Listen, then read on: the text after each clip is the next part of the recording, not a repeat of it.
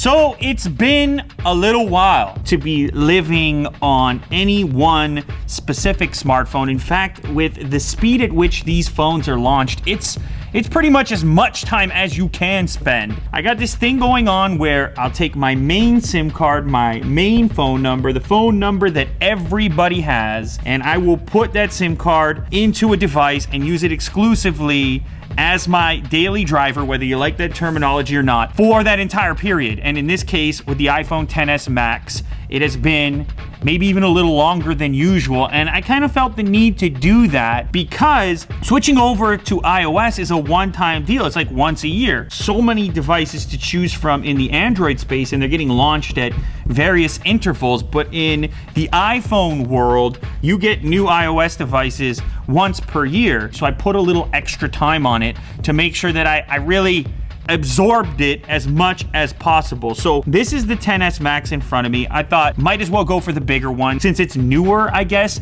than the regular XS. Slightly bigger battery, bigger screen, and the XS is a lot like last year's 10, which I also used for an extended period of time. So this phone here in front of me is a good phone. I need to get that out of the way. Everybody wants to make this discussion black and white, a discussion of contrast, that like one thing is the thing and the other thing is not the thing. And honestly, it doesn't break down that way. It's like so many other things in life. There is a gradient, there is a gray area, and the vast majority of things, if not everything, lives somewhere in that spectrum. This phone is a good phone. I used it for an extended period of time. It did what I wanted it to do. In fact, in some cases, very well, and in some cases, better than the various Android counterparts that I've used recently. Compatibility. In and out of multiple cars where I have Bluetooth connections, this one has been the most stable, instantly connecting and never requiring any kind of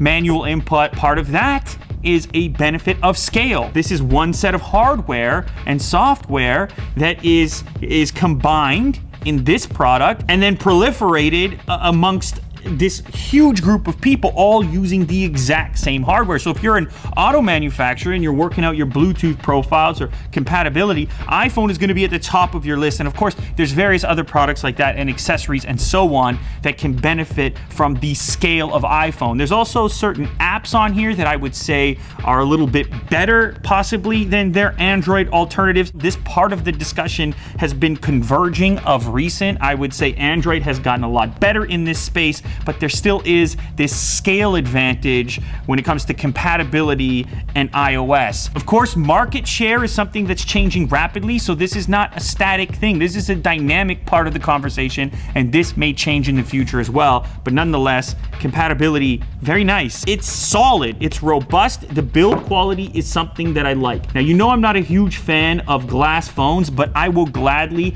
switch to a glass phone in exchange for wireless charging, which this device happens to have. Not the fastest charging device, but it has that feature and I like it. Now, when you pull this thing out of the box, it's important to know that you feel like you are dealing with a quality device. You feel like you are dealing with an expensive device, certainly more so than some other products you'll pull out of a box. You guys know I raved about the recent Pocophone F1, $299. Wow, maybe that does have a shot. We know what it was about. It was a crazy delivery of specs for not such a crazy price. That's kind of the opposite of this phone here. This phone has the price tag to match. You pull this out of the box and you feel like you're holding on to something expensive. So I commend Apple for being able to deliver a premium phone that truly does feel premium. The camera in most situations is also good. I was mostly critical of the front-facing camera and some of the things it was doing to skin tones. Now, that issue doesn't exist nearly as much, if at all,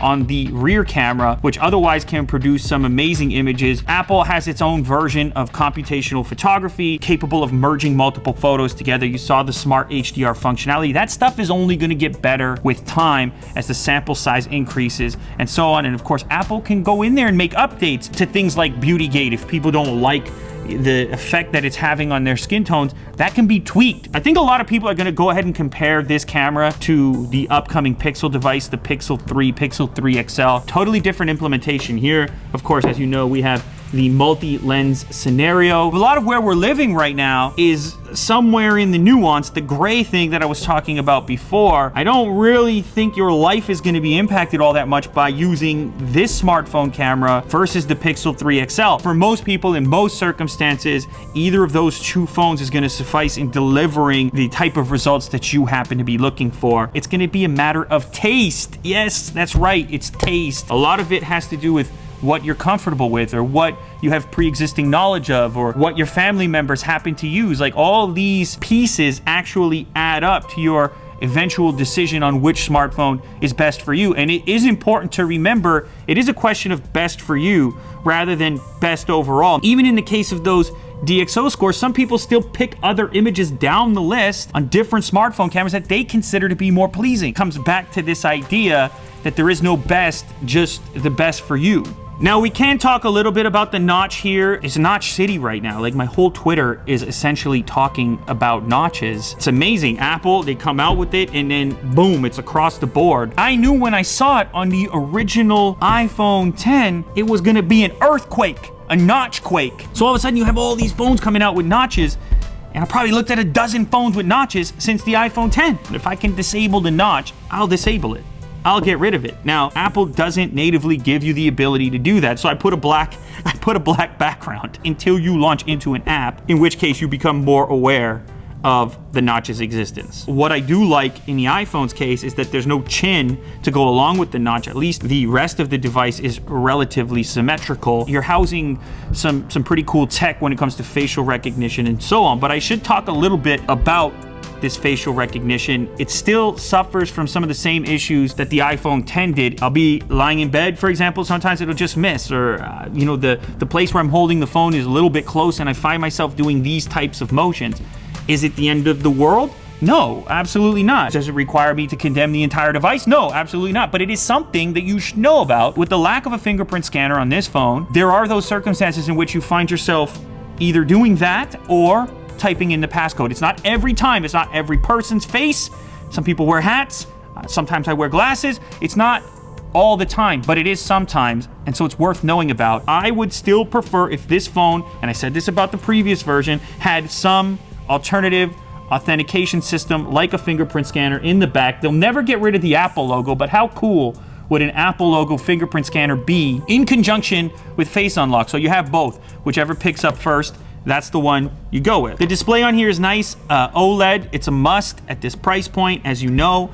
This one has it. I do also enjoy having access to a dedicated switch for dealing with audio issues, silencing the phone and so on. Something I don't like is that we still have this effect here.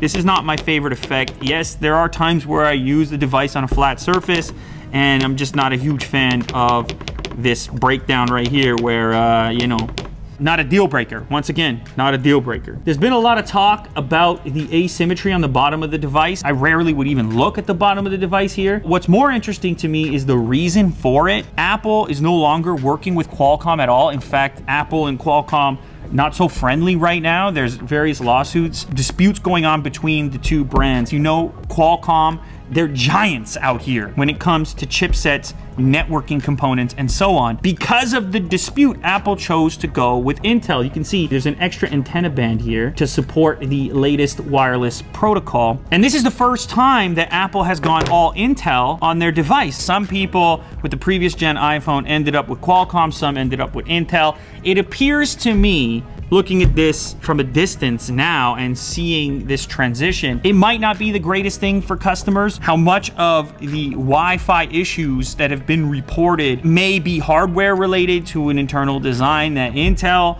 is responsible for, or possibly it's a software, hardware, communication thing going on. But what we do know is Qualcomm is the market leader when it comes to these type of communication components. So will the networking be as rock solid on this as the last one? Time will tell. I did notice that the Wi-Fi would drop out from time to time, but then again, 12.0.1, the latest software on here, actually claims to fix some of that, or hopefully fix some of it. Okay, sound. I was really impressed with the sound. The sound coming out of this is definitely an improvement over the previous one, and it's one of the best sounding smartphones that I've heard. As of right now, this is one of the best sounding smartphones out of the speaker unit that's out there in the marketplace. It's a bit unfortunate to me that they didn't move to USB Type-C. I get it, there's a lot of peripherals out there that utilize the Lightning port, but honestly, for me, I have so many accessories on Type-C. It would have been nice to just see native Type-C in there, fast charging in the box. I just want to talk a little bit about notifications in general. Not a huge fan of the way that iOS deals with notifications comparative to Android. I just find the individual cards and even the way that notifications are stacked within iOS are not quite as streamlined. This is a preference thing. I feel the need to reiterate, this is a preference thing. That said, iOS has made a number of improvements regarding nested notifications, so at least now they're stacked on top of each other. If you are a heavy user and you get a lot of notifications, that was a huge issue in the past. Apple has addressed that, but to me, it's still a step behind what's happening on Android.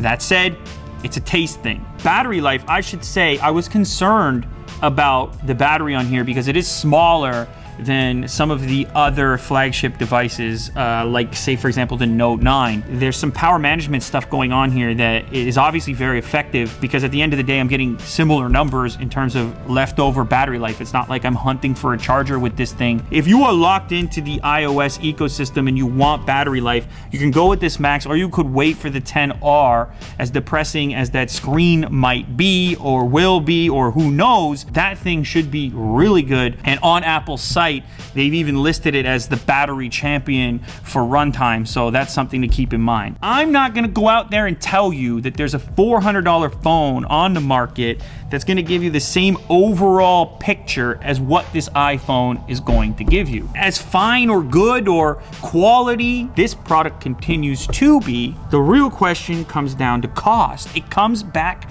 to cost again, because ultimately that's my job here, is to evaluate these things from a cost performance perspective. You're going to be determining what works best for you in comparison to what you want to invest. It's the best I can do. It's the best thing to talk about. For me, speaking and thinking as responsibly as I possibly can to the average one of you, to the person out there who's a customer, who's looking at smartphones, who's considering buying a new one, I'm gonna have to say this phone is great, but I still don't think you should buy it at this cost. This one in front of me is $1,100 USD, and in certain markets it's even more than that when adjusted. In some places like India, for example, the thing is almost $2,000 equivalent. The iPhone XS Max is a great phone. The iPhone XS is a great phone. They have problems. Every phone has problems. But for those of you in the audience looking for advice, concerned with cost to performance ratio, I do not think the XS Max is worth $1,100 or whatever price it is in your local market, not compared to what else is out there. If you got money falling out of your pockets, if you got boatloads of cash, go ahead, disregard everything I said and just be like, I don't care, I can have 10 of those. But I can't be that useful to you anyways. That wraps up this video. As you know, I'm doing this switch thing. I gotta switch to another phone. I gotta bring the heat. So let me know down in the comment section, which phone am I switching to next? I will be switching and I won't be holding back. Stop it. I'm bringing fire to all of them. I'm looking to give you value wherever I can. I'm gonna keep doing it. All right, comment section, what am I switching to?